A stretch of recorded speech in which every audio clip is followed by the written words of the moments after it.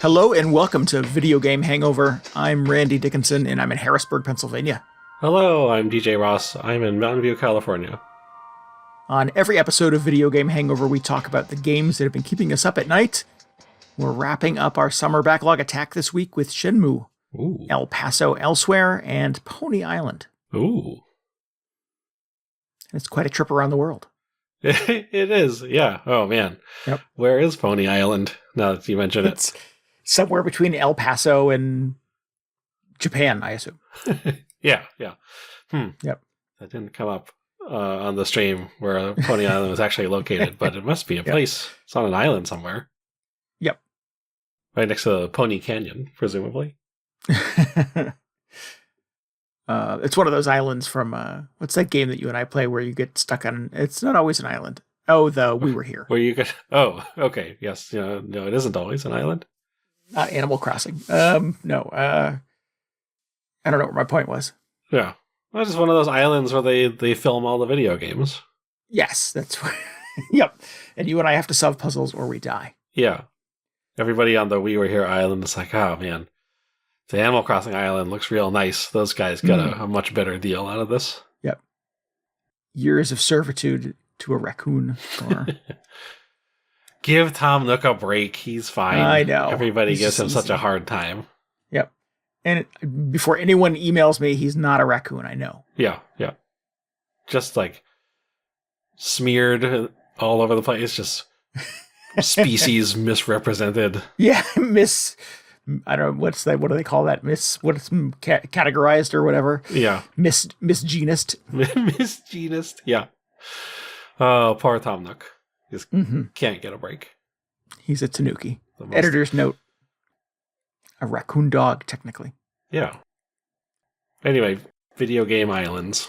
Yeah, I feel like we've detoured. Back on topic. Yes, we played some games. We're wrapping up the summer backlog attack. It's been good. Yeah, I feel like it's one of the more memorable backlog attacks in recent history. One of the more successful ones, I would think. I don't know how we measure the success of the backlog attack these days, but I had a very good time with the games on the list this year. I don't always feel like they're winners. I do feel like sometimes like I have not played this game for a very clear reason. Yes. And I get, a couple hours into it and I'm like, oh, yeah, I get it. Like it's like, oh yeah, this is fine. Yeah. But most of these have been keepers. I think I think I could easily go back to even Pokemon and still milk some fun out of it. So it has been, a pleasant surprise. I want to go back to Pokemon. The secret fifth game on my list this year just ended up playing as, I don't know, not a coincidence, but just as a fluke. That's the word I'm looking for. But I had a really good time with that as well. Oh, you were playing the OG Pokemon Snap, right? Yeah. And I feel like... Well, actually, after hearing you talk about the new one, I'm just like, I don't know if I want to play that one. It seems like a bunch of weird stuff going on in that one. But I'm intrigued. Yeah. I think I might owe people a stream of Pokemon Snap too. Or new Pokemon Snap because I committed to one and then I got sick that week and you graciously filled in playing the OG one. So I might have to go back to that.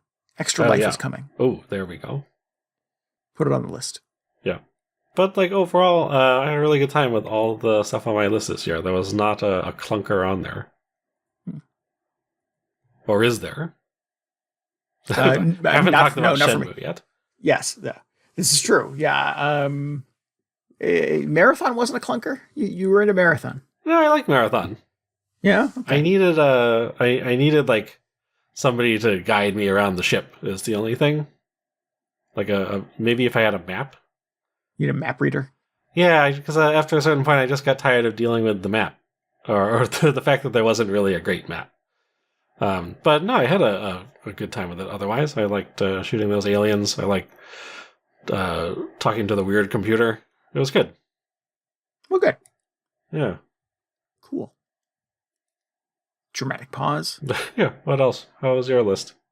Pretty good. What did I do? I did new Pokemon Snap. I did Sable. Sable was a delight. That was really, really good. I put some more time into that even after we talked about it on the show. Still have not seen credits roll on that one. I think that is sort of the great I don't know, the takeaway from my Backlog Attack is even though I curated my list based on play length and tried to sort of pick the games that I felt were kind of achievable given the time frame that I had, still didn't finish a single one of them. Yeah, I didn't finish any of mine either, which was sort of like the original goal of the backlog when we started it long, long ago. But yeah, at this point, I'm more about just like getting into each game for a few hours and seeing what it's all about and not necessarily seeing the credits on it. And I'm fine with that. That used to be sort of the verification for the Backlog Attack, is you had to post a screenshot of the credits rolling, right? Yeah. Yeah. Yep. But at this point, I'm just like, I think I understand what Crimson Skies and Marathon are about. Yeah. I'll probably try and take Dragon Slayer to credits at some point, but man, that one I definitely need a map for. And then Shenmue, we'll see. Yeah. Yeah. So, Pony Island and El Paso Nightmare and El Paso Elsewhere. I'll talk about this week too. But no stinkers by any means. All three, I guess we're... Elsewhere and Nightmare are two separate games, sort of connected. I will explain momentarily. Yeah, I'm a little confused. Yeah, and then Pony Island, which you and I streamed together last week. I was playing, and you were offering ideas and solutions and cheering me on. Which I feel like worked out better than I was expecting, because it turned out that there was a lot of mysterious stuff happening in that game. Yeah, and there were definitely some like high friction moments where I think in a scenario where I was not sort of essentially co-oping it with you, I may have bounced off of it, honestly. So I'm kind of glad I hung in there with you to sort of achieve a solution. So the hook for Pony Island, and we'll talk about it briefly because it is a game we've kind of already done, is what you appear to be trapped in a video game by mysterious demonic forces, and there is somebody else kind of trapped in there with you, and they're sending you text messages and IMs. Are you like in the game though, or are you just playing it and weird stuff is happening in it? Yeah, I think it's sort of like in the context of the game world, you do appear to be in a arcade. Yeah. But then the cabinet has like kind of a Windows-looking desktop at points. Yes. Where I'm just like, I don't understand where this is supposed to be taking place. That was one of kind of the fun discoveries kind of early in the game. And with apologies to anybody who's sensitive to these things, I guess this might be a spoiler. It's very early, is that you do sort of realize that you can kind of like drag the game screen, the video game of Pony Island that you're playing at the arcade cabinet in an arcade, like... You can drag that window kind of off to the side and see the OS kind of running behind it. And that is actually sort of necessary to be able to kind of get into kind of the mysteries of the game and receive some of the messages being sent to you from what appears to be another player who's trapped inside as well.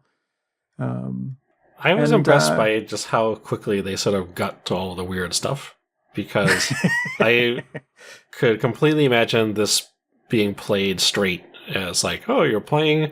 this weird pony arcade game for like 3 or 4 levels, and then like stuff starts going awry, and it's sort of like the Portal experience where it's like, oh, this is, there's more going on here than there seemed to be at the start. But they really just immediately went to like, oh, the title screen fell apart, and now you have to like fix whatever's going on in this game. I was caught a little off guard by that.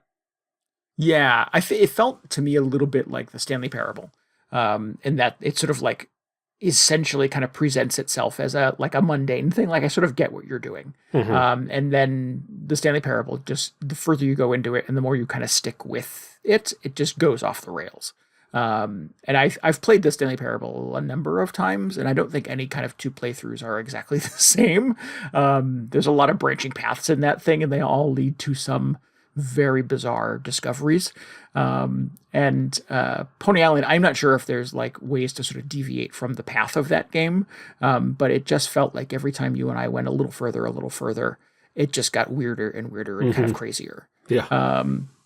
So on the surface, Pony Island is kind of it's a left to right kind of endless runner, where you're not a pony, you're a unicorn. Yes, that was also point of contention. A little deceptive.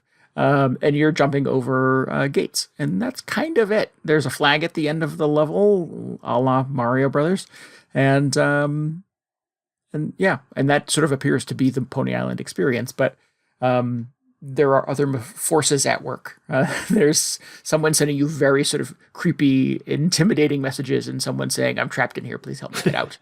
You kind of get embroiled in the battle between the two of them. You become a focus of the intensity yourself. You have to kind of get into the malware behind the machine, and you have to hack the kernels by playing other kind of endless runner games, all with some varying degree of kind of insane things happening. What was the other? Oh, you have to kind of get into the debug menus of the game and turn on features that were not intended by the kind of the in-game game designer who is sort of trying to build the game around your attempts to thwart him. The advanced it is a wild thing or whatever. Yes. Right. Yeah. At one point you turn on the ability to shoot a laser out of your mouth. No, it's laser eyes, right? Laser eyes. Something like that. Yeah. Pony lasers. Pony lasers. And it's just increasingly kind of nutty from there. It does kind of have a level boss fight structure to it. And that is where it got a little dicey for me, and that I didn't necessarily sort of feel like I had enough kind of fingers or dexterity to be able to pull off all that was being asked of me. So there was some lather, rinse, repeat attempts that had to happen there. Well, it's interesting because it did have bosses, but that was taking place in one sort of facet of the game. And a lot of the rest of the time you were doing these weird sort of logic puzzles and walking around an overworld map.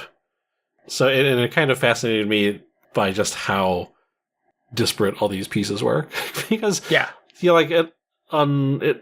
some parts of the game you were playing this endless runner thing, which almost turns into this very twitchy side-scrolling shooter. Bullet hell kind of thing.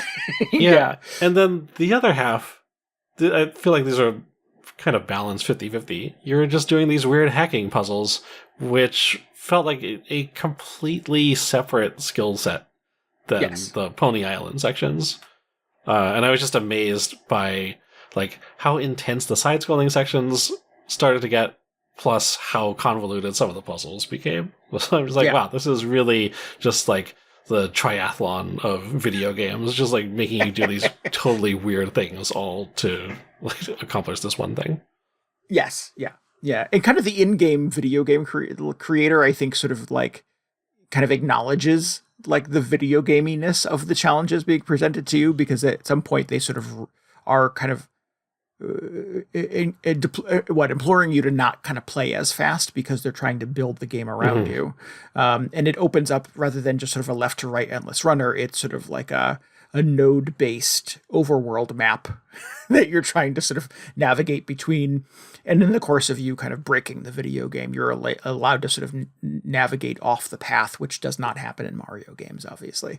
So it's just really kind of neat and kind of insider gaming in a very similar way to Stanley Parable, actually, which there are pathways in that game where you actually walk into other video games. Yeah.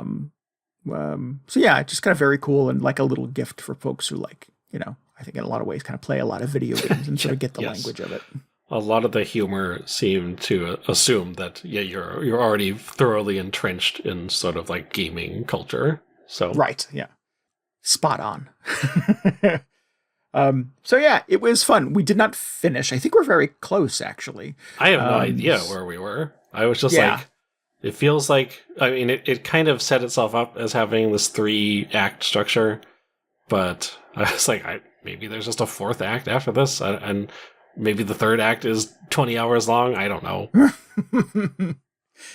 I've been lulled into thinking I'm near the end of a game before, and then so I want to get back to it. I'm hoping maybe you and I can play it together and we can kind of get across the finish line. I imagine you're curious too to see where it goes. But I was hoping you would just show up and just tell me how it ended. To tell you, okay. I was I don't know where this is going. But no, I would love to see it through to the end if you haven't made it there yourself. But very cool game, super weird. Totally worth the experience. It is. You've not played Inscription, right? No, I have not. No. I think like there is definitely like a thread that runs between these two games, and it's the same creator, obviously, so there's that. But I think there's a sort of a sensibility and a very sort of dark sense of humor and kind of a menacing, while not necessarily like horror games, these are like dark, creepy games with a really kind of like tongue-in-cheek, equally dark sort of sense of humor kind of balancing the whole thing out. So it's not like a blood dripping down the walls kind of experience, but it's definitely kind of like menacing. Mm. So yeah, I really kind of dig the sensibility. Daniel Mullins is the creator of both of these games. Kind of his, I guess, kind of worldview, or at least his sort of gaming ethos anyways, and kind of curious to see what the third game, Hex, the one I've not played that's kind of in the middle of these two in terms of release timeline, what that one is about as well. Yeah, plus they're making, he is making Pony Island 2. Yes, yeah, the next game, sort of the follow-up to Inscription, is the sequel to Pony Island, so. Which really feels like, I think that this is from his Twitter feed or something. Like, I feel like, or I'm just reinterpreting something he posted, but it feels like Inscription did really well, and it has basically given him a blank check to make Pony Island 2, which is something that nobody asked for, but he really wants to make, which I think is incredible. Cool. So, because I'm sure everybody is like, "Where's Inscription 2? That's going to be the next thing, right?" And he's like, "No, I'm going to make this incredibly weird thing first, and you have to bear with me." Sort of the funny thing about kind of Inscription is that it is kind of a game within a game. Like you're kind of the hook of Inscription is you're trapped in a cabin, and you have to sort of play against kind of a nefarious dealer to sort of win your freedom, to get out of the cabin. And occasionally sort of you're allowed to kind of get up and wander around and look for clues and things like that. But the loop you keep going back to is you playing this card game against somebody who's very unreliable and quite menacing and will lie to you and deceive you and trick you into trying to sort of play poorly. My sort of perspective on Inscription is if you could just sort of like cut out all of the other stuff of wandering around the cabin and the back and forth with the dealer, there's still a really cool card game in there that like makes you kind of think in all extra dimensions and is super compelling. That is not the case with Pony Island. Like, no one would want to just play the endless runner Pony Island. It's not a good game. It's sort of designed to not be a good game. Yeah. That's kind of the joke of it. So I think, again, while I can sort of see kind of the narrative threads and the structural threads between the two games, I have to wonder if maybe he sort of started Inscription by making just a really cool card game and crafted the rest of the stuff around it. Whereas Pony Island sort of seems like maybe it kind of happened in reverse. Where we're sort of like, what if you're stuck in a mysterious video game and then you kind of built the game around that? I dig it. I don't know how, I don't pretend to know how video games are made, but it just seems like a really interesting approach, and that you could strip out all the other stuff and Inscription would still be a fun game. Yeah. Pony Island is very much about the narrative, I think, first. It definitely does not feel like he intended for people to be playing a lot of Pony Island. It was just like he needed a game for people to play while they were like as part of this larger thing. So sure, an endless runner, sure. I could maybe see myself playing more of the hacking game though, because that was far more interesting than the side scroller. There was a lot more going on there. There were some of those that I connect the dots super easy on, and then there were ones that just opened up like a full screen full of like pathways and switches and if this then that's kind of things, and I was like, I don't even know where to start with this. I mean, that was much more of a game, or much more interesting of a game than the side scroller. So yeah, that's kind of an interesting observation. I wonder if maybe that. Oh, maybe that was it. Yeah. And you craft the rest of it around that. Pony Island was just a red herring all along. Yeah. I mean, think of how many boring, stupid hacking mini games you've played in BioShock or whatever, sure, Yeah. So to like make one that's kind of interesting and actually sort of genuinely satisfying from a puzzle game perspective, is a challenge, I think. It reminded me of, there was like an actual sort of hacking game, which it's like one of my favorite games. God, what is it called? I don't even remember. Oh, no. Oh, Uplink, I think is the name. Where you play as a computer hacker, and it all takes place in this sort of fake computer terminal interface, but you'd have to do sort of like, hack into the server and like scan people's passwords or whatever. It's been a long time since I played it, but getting serious uplink vibes from that. Yeah, cool. But yeah, so this is called Pony Island. It's really cool. I think it's not very expensive either. I must have bought it on sale for $5 or $6. It has been out for a little while. So yeah, if any of this sounds interesting to you, it's on Steam, and I don't think anything else. Yeah, check it out. Yeah, it was cool. It was, definitely if you're into this weird sort of meta experiences, playing a game, it was pretty well done. Yeah. I enjoyed it, and I wasn't even playing it, so. Shout out to Creed 8 from our community, who was also kind of cheering us on in the stream and giving us advice as well. So we had some Twitch issues, and we actually had to sort of revert to streaming through Discord, which we had not done before. And Creed was generous enough with his time to follow us from one app to the other to be able to sort of watch us play the game. So that was fun too. Yeah. Yeah. What did you play? Played Shenmue this week. How was Shenmue? Yeah, I liked it. I gotta say that... Is that controversial? People like this game, right? That's people love it. Yeah, I think so. I mean, people were, they're just like, where's Shenmue 2? Where's Shenmue 3? That's all we want. So yeah, I think people generally think favorably of this game. But I gotta say, I have played some old games this month. I played Dragon Slayer. Man, everything is pretty old, actually. I think maybe this is like the median age of the games I played is probably older than any other year in the Backlog Attack. That being said, I feel like all of them aged pretty well. But, and this is, not a slight against Shenmue. I feel like Shenmue absolutely feels the oldest out of all of the games on the list. And I played an MSX game, so take that as you will. It's just like, oh man, it's got, serious, just like tank controls. This is from 1999. And he's just like, oh man, I gotta turn around. Just like hold the analog stick and watch the character pivot awkwardly. And it's just like, oh, it's very clunky. But I'm maybe getting a little ahead of myself. So if you don't know what Shenmue is, it's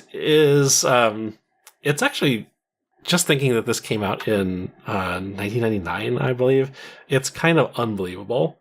What it actually is, because it's kind of like a semi-open world, like life simulation game.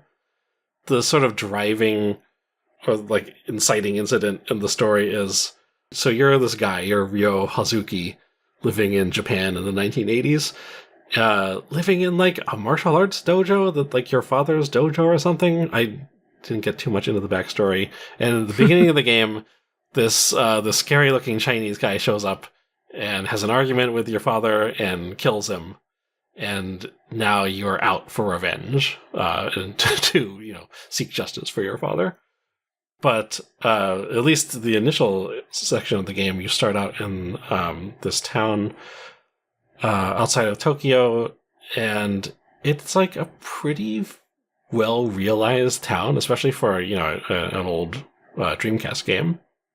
It's like, it's all in 3D. You walk around a bunch of streets, and there are like houses and buildings, and everybody sort of like going about their daily schedules. It's sort of like the Majora's Mask model, where everybody just has like a schedule that they stick to. Oh, kind of a loop. Yeah. Yeah, and it's not in real time, but like you wake up in the morning and like the stores are all opening up, and later in the evening people are getting home from work, and the bars are opening, and so everything is on this like pseudo real time schedule. And it's kind of like an adventure game where you go around and you start seeking out clues or leads to this guy who killed your father. And I'm trying to think back, like at this point, if you were to describe a game like this, it just seems like, oh, okay, there are tons of games like that. But at the time, I was struggling to think of anything quite like this, because back then the open world stuff wasn't. Well, I mean, maybe there are a few games that kind of did this, but definitely not to the extent like like open world games, just a dime a dozen these days. There have been tons of sort of like Grand Theft Auto style games at this point. But, in 1999, being given this whole virtual town to walk around in, and like people to interact with, and just a bunch of weird little side activities you can do, would have been pretty mind blowing. I think. I think I described this predates Majora's Mask, right? I think Majora came later. Did it? Oh man, when did that come out? I think that was 2000. Ocarina. Oh, that sounds about right. Ocarina was 98, I think. But there was a real, like, Majora's Mask was a real quick turnaround, so probably around the same time, yeah. Sure, that would make sense. Sorry, go ahead. Yeah. What was I saying? So so just not a lot of games like this. And it's all, it suffers a little bit presentation-wise because it feels like it's stuck in between two eras of video games. One being sort of the early era where everything is kind of like a goofy video game with terrible voice acting. God, the voice acting in this is so corny. It's like every cheesy 90s Sega arcade game. Just like all those voice actors are in this, and they're just reading lines weirdly. And it's before everything got super serious and realistic, like with the later Grand Theft Auto games on the PS2. So it's sort of like just in between both of those things. So you've got poor Rio walking around town awkwardly and talking to these ridiculous Sega NPCs. Not a single line delivery is like done correctly, I feel like. So it's just been incredibly entertaining. I'm not really, not considering this as a negative. It is just an incredibly surreal experience. It's just like, I don't know, just watching an incredibly corny B movie where it's like, oh yeah, none of these people are actors. They're just sort of like in this like passion project. Right. But that was just the state of like voice acting in video games at the time. Like, it's fine. It reminds me a lot of, I guess, Deus Ex, because that was happening at the same time too. Just sort of the level of technology, and probably the voice acting is better in Deus Ex. But just that sort of level of campiness is here. So I'm just having a very good time revisiting this as just, I don't know. It's not really a period piece, but I just feel like, it's great to come back and play a video game from around the, that era. Sure, like a product of its time, right? Yeah, it very much is, a game from 1999. Cool. So do you see, like, because this, again, I sort of like tongue-in-cheek said this, people like this game, right? So like, this is kind of one of those kind of legendary prototype games like this. If not the first open world game, was certainly one of the first. So do you see what the hubbub is about? Do you see what the sort of regard is for this thing? What? Oh, yeah. 34 years later? It feels like there's just so much to do. Because in so many other games, you would just have sort of the main quest you would do. Maybe you would just have like a series of levels that you would get dropped into, and then you go to the next level after you finish whatever level you're on. But this one, you've got the main storyline. You got to figure out what happened to, or what the deal with your father's murderer was. But then there are all these little side activities, like aside from just like talking to people and figuring out what sort of life is like in Yokosuka, which is the town you're in. But you can like train martial arts at the dojo. You can go to a vending machine and buy a soda and just drink it. You go to the convenience store, buy a bunch of snacks. There's a little like orphan kitten that you can take care of. There's just so many little weird mini games. Oh, there's a whole arcade, of course, where you can play a bunch of Sega arcade games. Oh, wow. So I think I previously described it as sort of like a proto-Yakuza. Because, it's got this very serious like revenge storyline at the heart of it. But you can just totally ignore it and, go about Ryo's daily life. Just go to the arcade and buy a bunch of gacha toys. Sure. And do a ton of like corny things and fun things that are not necessarily part of solving your father's murder. Yeah, yeah. It's definitely not as silly as the Yakuza games. Maybe like Yakuza 1 wasn't especially silly compared to sort of the direction that series took. So it feels a little bit more like that. It's like played much straighter than the later Yakuza games. There's definitely some like whiplash emotions happening in like the Yakuza, like later, the ones that I've played anyways, Like a Dragon games. Oh yeah.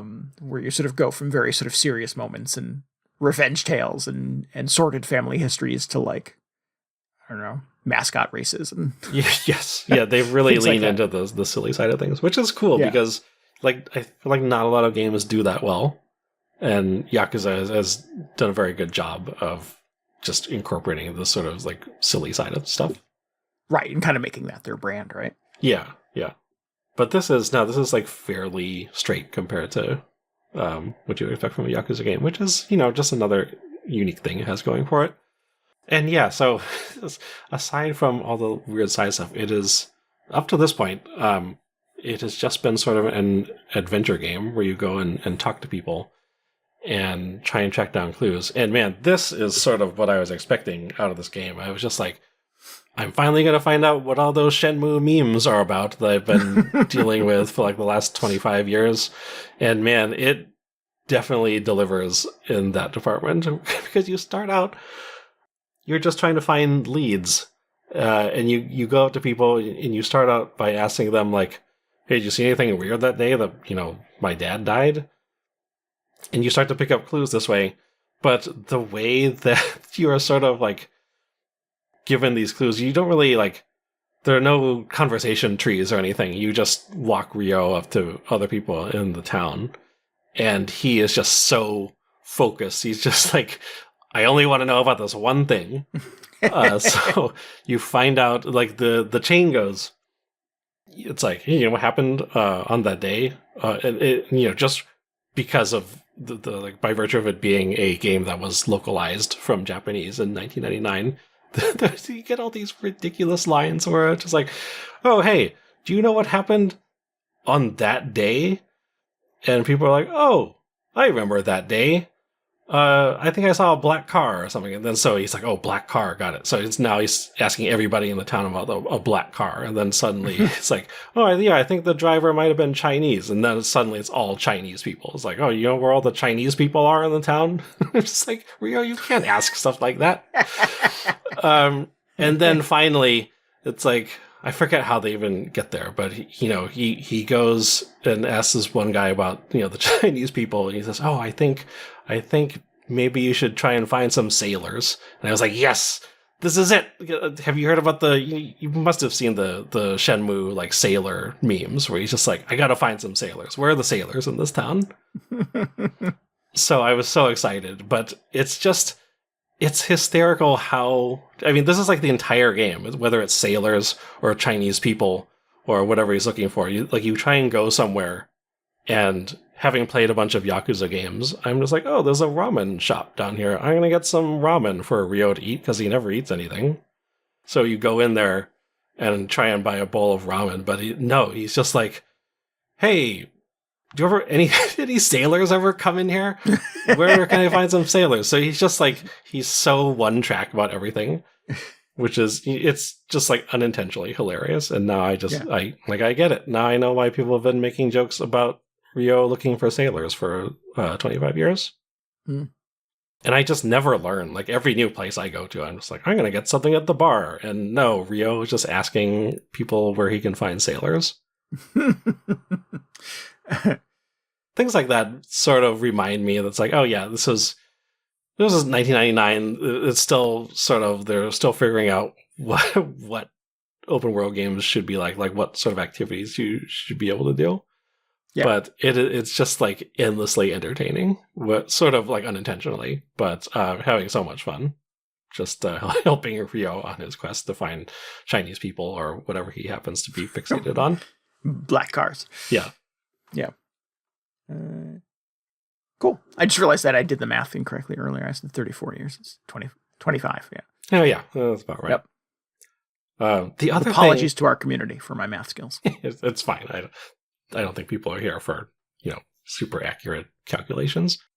The other thing is that because it's on this weird, like, pseudo real-time system, I find myself just like having a lot of downtime.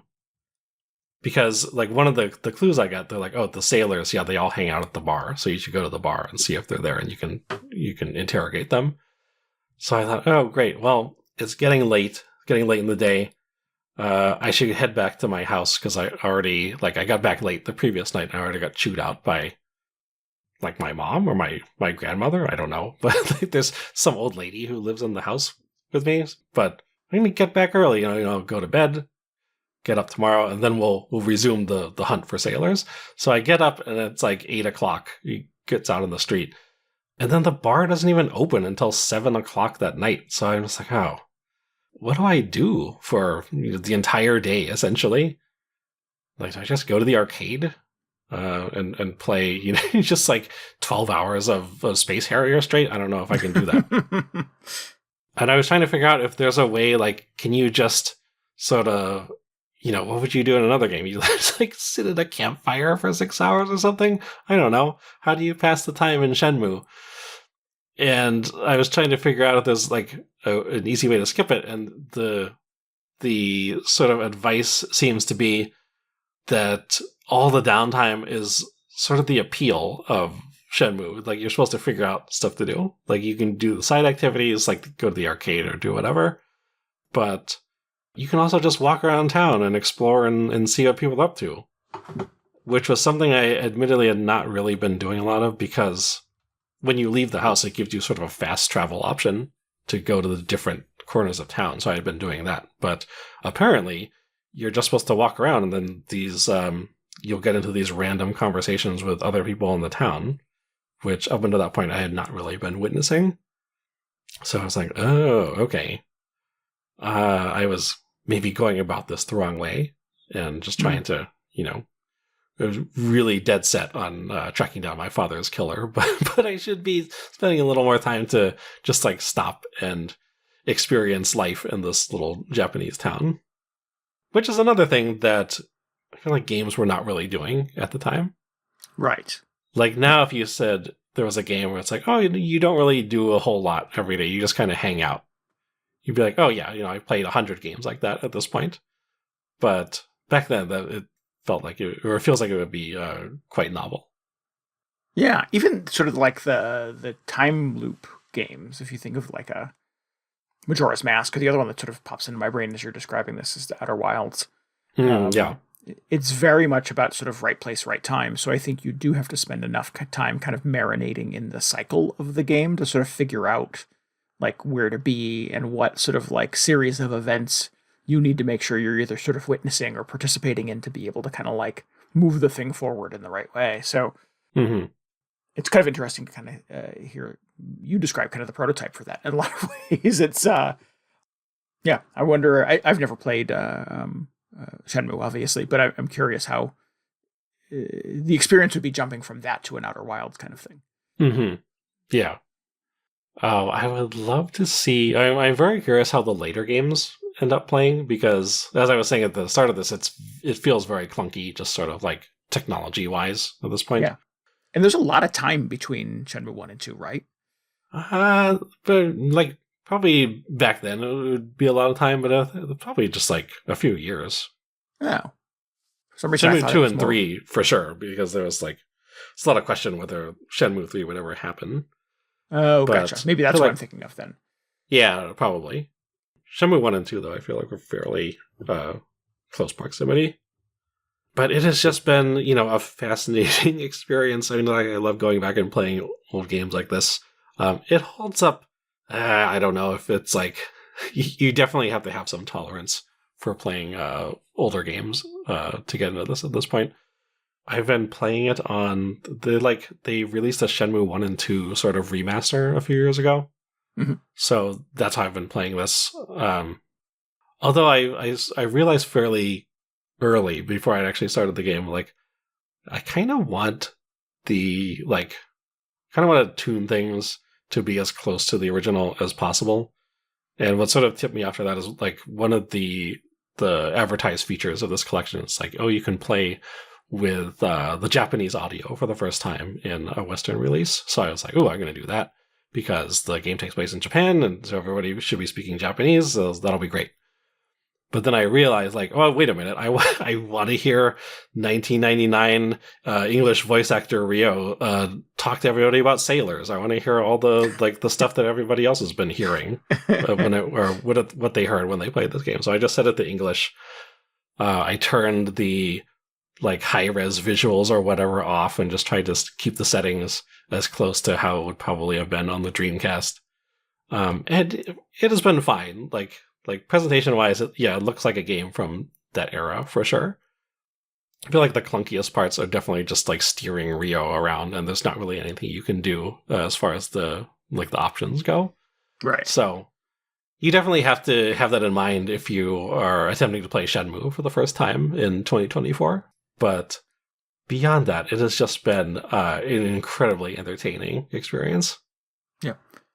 I'm surprised that they did not address the movement in the kind of the remaster, because that's only a couple of years old at this point. But yeah, I don't know. I don't know what the reason for that is. Whether it would have been like too much work, or maybe it is just drastically improved in Shenmue 2. I don't know. And that's that OG intended Shenmue experience, man. Right? Yeah, exactly. I mean, it's not like a twitchy action game or anything. Right. So it doesn't really make a huge difference, but in terms of just being able to walk around the city and kind of like free rotate the camera around to see what businesses are nearby, that might have been nice, but just can't do that, and that's fine. Yeah, and there wasn't a second stick to do it with anyway, so. I know, I was like, people are going to call me out on this. I was just like, did the Dreamcast have a second analog stick? I had to look up a picture of the controller, and no, it did not. So they actually give you some limited camera control because I'm playing this on PS4 or PS5, and you have the right stick. But I just have not really been using it, and for the most part, it's fine. It's just it feels like you're playing an old Dreamcast game. 'Cause you are. Yeah, because you are. Yeah, so that's good. Cool. So are you not eventually getting into shootouts or beating people up or anything like that? Is it really conversation exploration? So you do have these little street fights occasionally, but they're essentially just QuickTime events. Oh. Which I feel like this might have been the game to invent just the phrase QuickTime event. Because you go to the arcade and there are these two arcade games that are basically just trainers for the QuickTime events in the game, and they both have names that are like QTE Fighter or something. So I was like, oh man, this might was this the first game that did that? It might be. So all the combat has been very simple. I don't know if it gets more advanced later on. There are these options when you go to bed to train different attack attributes. And in the pause menu, there are a whole bunch of different moves that he has. But so far, whenever I've gotten into a fight, it's just been press the circle button at the right time. But also, I feel like I'm just not especially far into the game because just everything, it takes a very long time to progress because, you have to wait for all the businesses to open or whatever. So maybe there's more to the combat later on. Who knows? Undoubtedly, somebody knows, but not me at this point. Well, cool. I admittedly know very little about this, so it's kind of fun to revisit it through you. Yeah. I wasn't sure how this was going to go, but I have been just very pleased with the whole experience so far. So I'm hoping to get to the end of this so then I can, eventually make it to Shenmue 2 and then just complain for a while about how they haven't made Shenmue 3 yet, and then, oh, it's here, and maybe try that one. Although I don't think people like Shenmue 3, so I don't know. That's a ways off, though. I'll deal with that when it gets to that point. Cool. All your future backlog attacks planned out. Yeah, well, I mean, at least one more. I've got Shenmue 2 in the same collection ready to go. I just need to get through this first one. Nice.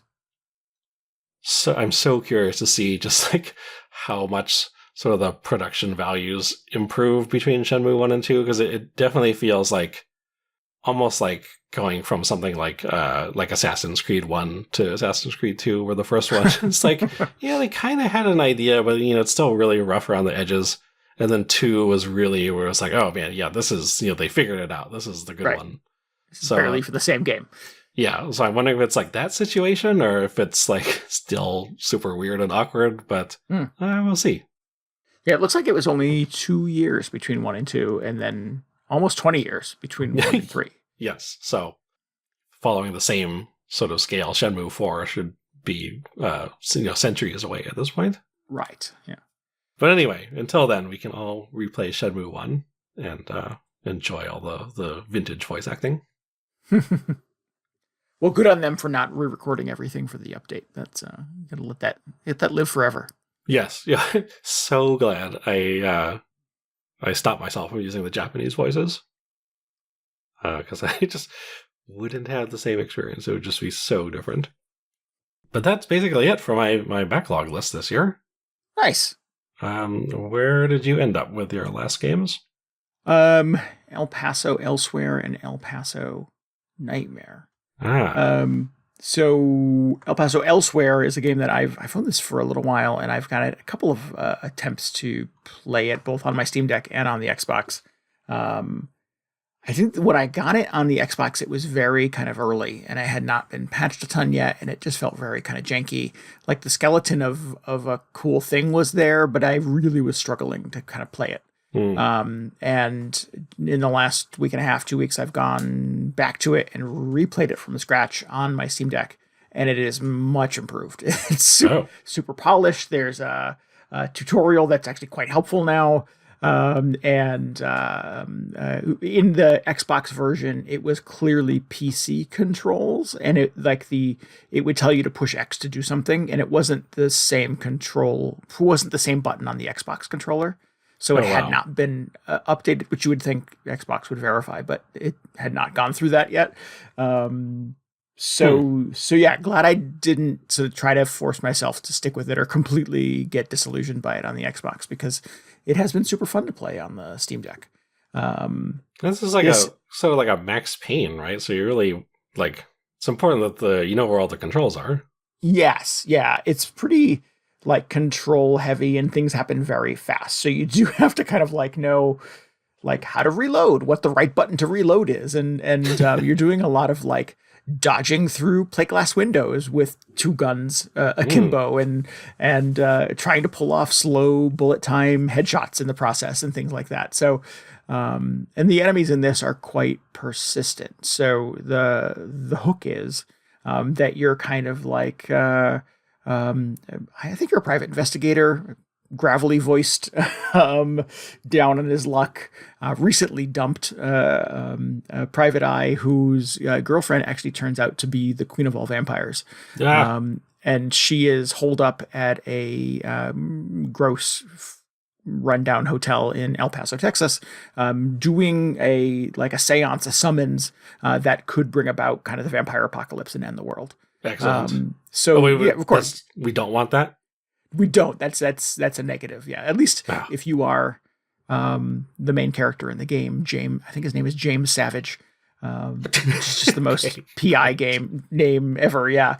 You are going to sort of do your final act to get sort of revenge on your ex and stop the vampire apocalypse from happening. To your credit, you knew going into the relationship that she was the queen of vampires, and yet you pursued the relationship anyway. So you do get between super fun action sequences of you exploring and solving puzzles in the hotel, doing the aforementioned things of sort of bullet time dives through plate glass windows and pulling off funky headshots, finding cool new weapons and blowing away vampires and angels and all kinds of other kind of crazy demons and witches and things like that. Werewolves. There's definitely werewolves in this game. Between seems all like of there's those a little things, bit of everything. It is definitely a bit of a smorgasbord. Yeah. You get kind of interstitials of the early days of your relationship with Dracula is her name. And how you met and what your background was. And despite sort of your misgivings and your instincts to run the other way, you still found yourself kind of enamored with her. And to her credit, she's not sort of like portrayed in the game as just sort of being like evil personified. She's kind of an interesting, kind of fun character. And like you could sort of see like, okay, maybe I would be into this person too. Yes, despite all the red flags. Sure, right. Yeah. So it is like in a lot of ways you sort of ignoring red flags. And you so you kind of go back and forth between where James is at now, with life in utter shambles, trying to sort of stop the apocalypse, and like this kind of cute version of himself, like in a better time, in a better day, like just sort of warming up to this really interesting person and deliberately sort of choosing to ignore the red flags. So it is surprisingly, for a thing that is essentially a Max Payne like, a third person run and gun, a surprising kind of character piece that you have these really two well-written, really well-voiced characters, like having kind of a meet cute. And then you get kind of like the eventual kind of dissolution of their relationship and his downfall and et cetera, et cetera. So it's really good and super compelling. Like, I had just read not too long ago that they're turning this into a movie, and I'm like, oh yeah, totally. like half of it's written already because the writing in this is great. The characters are compelling. Like all the pieces are there for some hopefully smart, adept, not too tinkery of a director to like, kind of strip that stuff out and build a compelling movie around it. Mm-hmm. But so Mark it's Wahlberg in it. No, please no. So it's good. I've had a lot of fun with it. It is very fun, very fast paced. It gets quite hard. You do get like a lot of very aggressive and persistent enemies kind of flying at you at once, and you're quite limited on ammo. Like Max Payne, your only way to heal is to find bottles of pills. And you chug them all down at once, and that shoots your health bar up through the roof briefly. Those are hard to come by, so you do find yourself checking the bathroom of every hotel room that you go in.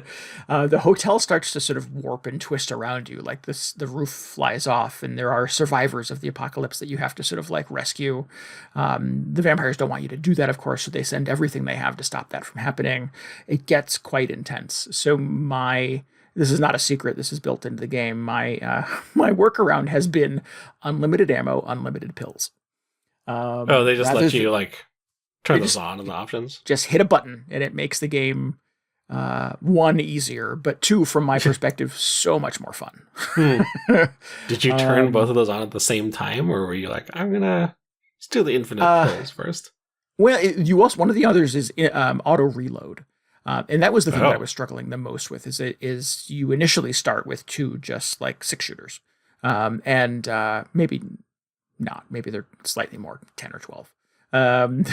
Anyway, 2 handguns. But it just felt like I was burning through ammo super fast, and I could never, like, I'd be in the middle of a firefight with a horde of angry vampires on my face. And I could not reload fast enough to kind of keep up with the challenge. So I just turned on auto reload first. And then I just sort of like started tweaking some of the other things, because you can kind of like reduce your damage but increase their damage. And there's a ton of fun stuff that you can kind of like explore. I was trying to resist kind of the easy kind of, push this button to win, which from my perspective was infinite life, infinite ammo.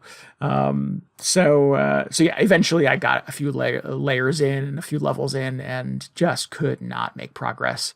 The hook eventually is that you sort of, in each level, most levels, you save all the survivors, and then you have to run back to the elevator to go to the next floor of the hotel. And as in the course of that run, they just throw everything at you. Oh. So you're trying to like run and dive and dodge, and you're not really sort of solving mysteries or finding keys or unlocking doors. You're just get to the elevator. And so it's like full on panic state with everything coming at you. And I'm like, nope, I'm not here for this.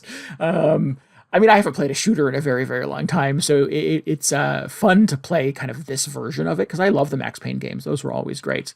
But it gets quite intense. And if you're that kind of gamer, there's a way to consume this that is challenging and is fun. And you can actually sort of like increase the damage that you take and make ammo even more scarce and make pills non-existent if you want to play it that way. But I'm like, no, I'm going to go the other way. So the key to me being able to make any kind of substantial progress through El Paso elsewhere has been to just make it very easy. Well, that's fine. Yeah, that's interesting. I mean, I like that there are the different tiers of tweaks. The auto reload one, especially interesting. Yeah, I like it. It's definitely like, an accessibility feature. I think it definitely is a thing that sort of like, equalizes the game a little bit for those who maybe are here for the story and just kind of want to run around and shoot vampires with a shotgun. I like doing like the most like ornate flourishes ever, like through the window, across the desktop, knocking all the papers and cups and stuff off the side of it, do a roll onto my side, and while I'm down on the floor, unloading the last of my clip into a vampire who's, descending on my face. So it's fun, and you get to just pull off kind of really fun, kind of stylish moves and stuff like that, and it just looks super badass. Do you get like extra points or some like incentive for doing that, or are you just like style points? It? No, it just looks cool. It just looks cool. Yeah. That's fine. That's good enough. Yeah. I'm not sure if it's tracking style anywhere. It's definitely tracking how much time you spend in bullet time. Mm-hmm. That's one of the metrics you can kind of pull up. I remember that from Max Payne 2, that being one of the things that you could do is, you spend X amount of this game playing essentially in slow motion.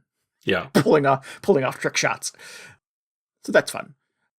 Yeah, it's really cool. It's really, really well done. It's better than it has to be, I think. Somebody could very easily just make kind of a Max Payne game. They're not really making a lot of those anymore. No. Although I think Remedy's working on a remake, I think, of Max Payne 1 and 2. Oh, are they really?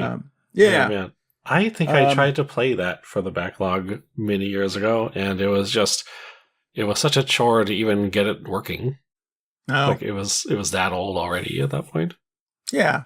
They're fun. They're very much kind of like a product of their time. It's very much a product of its time. It's just sort of like grizzled and hard-boiled and a little humorless.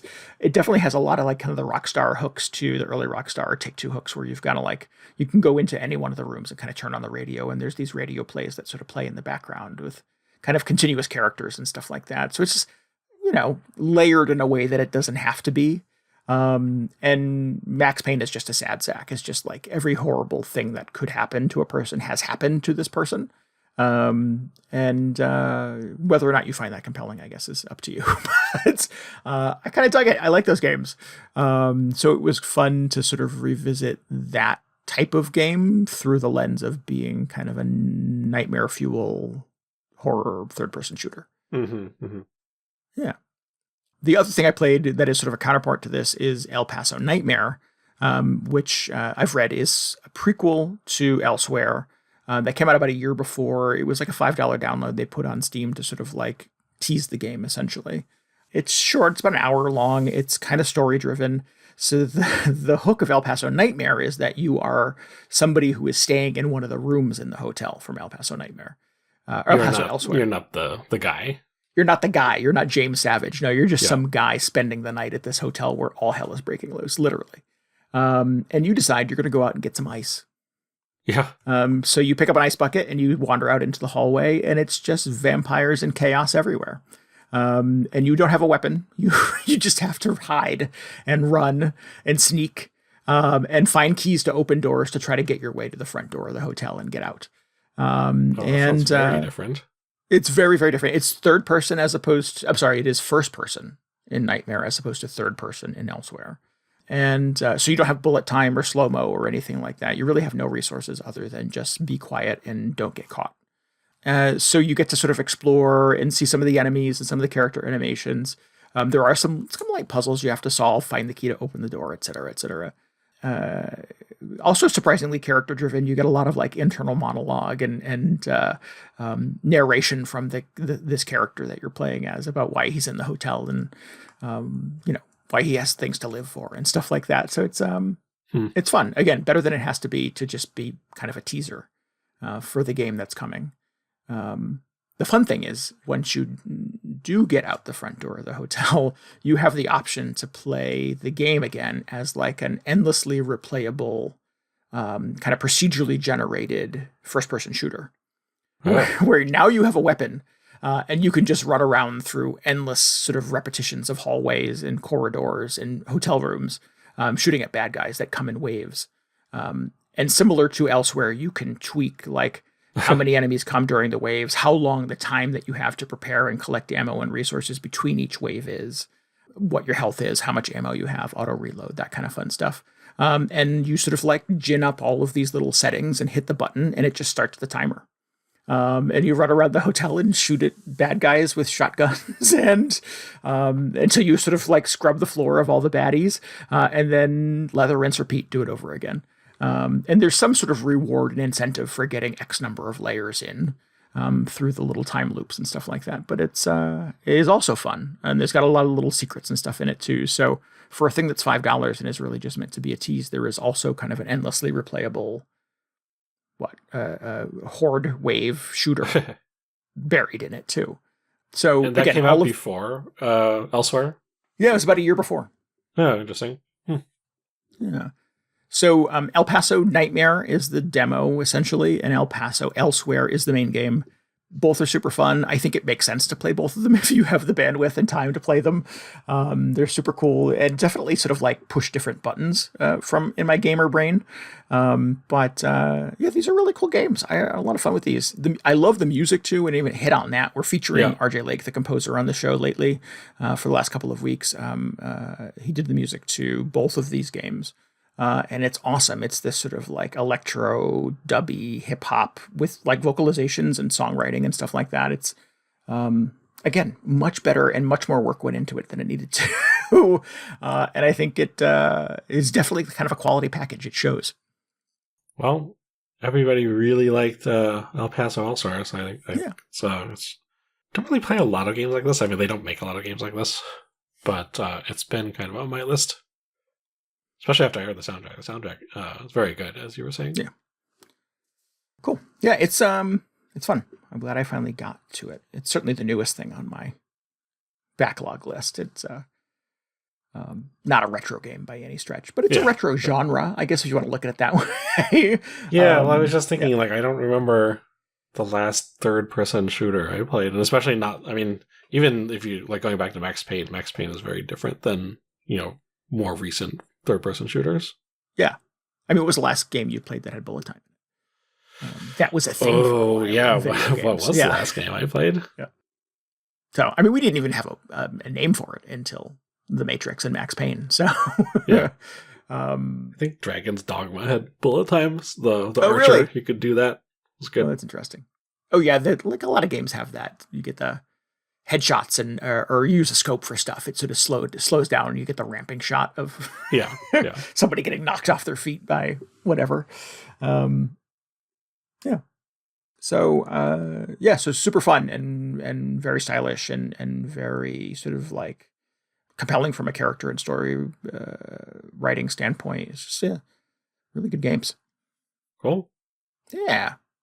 The creator of this has gone on to make a weird little piffle of a thing called click holding that I kind of want to check out next. So that looks not a third-person shooter. That looks just like a very weird clicker game. Yes, it does look very, very weird. Yeah. Good end. And like quality games all around. I had a lot of fun playing everything on my list this year. Cool. Yeah. I forget when the last time I had like a real clunker during the Backlog Attack. But yeah, not this year. All winners. Yeah.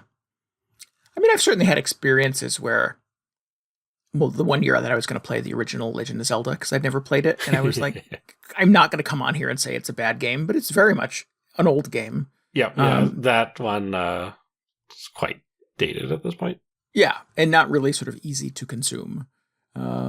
So yeah, that was tough. It was just sort of like, if in any other circumstance, I would just stop playing this, because I'm not really having what I would consider to be fun from a video game. Yes. So yeah, not a bad game. Just, sometimes the further you get away from a game's kind of generation and original kind of platform and intent, the harder it is to sort of appreciate it. Yeah. For me anyways. Yeah. Yeah. That's sort of like the approach I take going into these now. It's like not necessarily to have fun, although, that's a nice bonus if I end up enjoying myself. But I'm just like, I want to see what the deal with Marathon was. What was that game about? And it's like, oh yeah, it's actually kind of fun. Yeah. Despite being quite antiquated. Yeah. Cool. Well, what do we have coming up next? I think back to sort of the normal cycle of just playing anything we can get our hands on from now on. Oh, yeah. Right? Only new release, full price games from now on. Only stuff that has a Ubisoft on the box. Yep. $70 and up. Just all Assassin's Creed.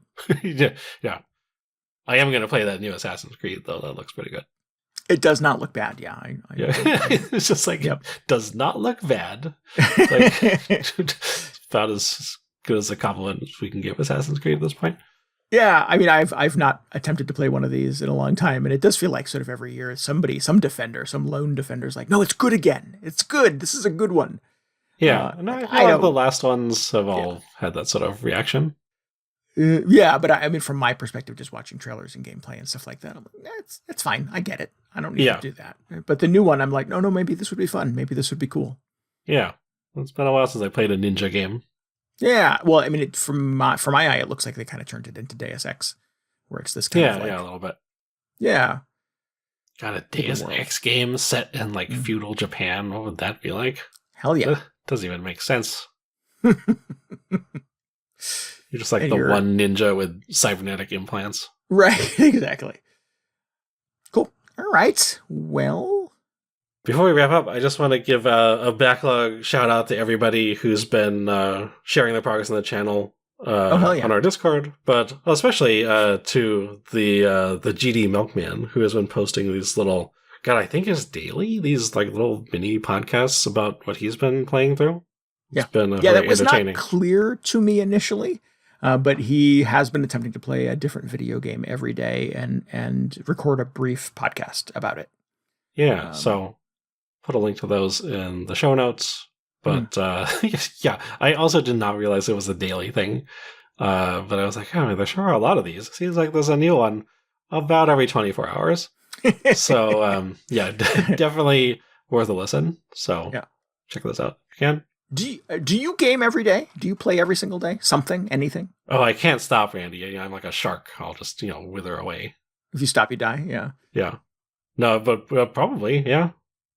I mean, I have days where I do like the Wordle and nothing else. Like I'm not picking up the Switch or the Steam Deck. Click the box like, got my gaming in. I'm a gamer today. Yeah. Right.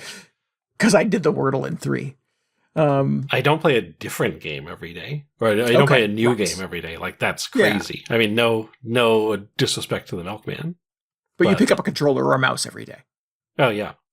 Oh, really? That's interesting. I don't. Well, that's probably a good thing. You'd get a life, really. Yeah, exactly. Yeah. I don't think there's enough hours in the day. I feel like I don't have enough hours to do the things I have to do, let alone the things I want to do. So. Oh yeah. Cool. I don't know that I gave you credit for being quite that dedicated. Well, I don't know if I say it's dedicated. All right. Well, I don't know what the right word is, so. Yeah.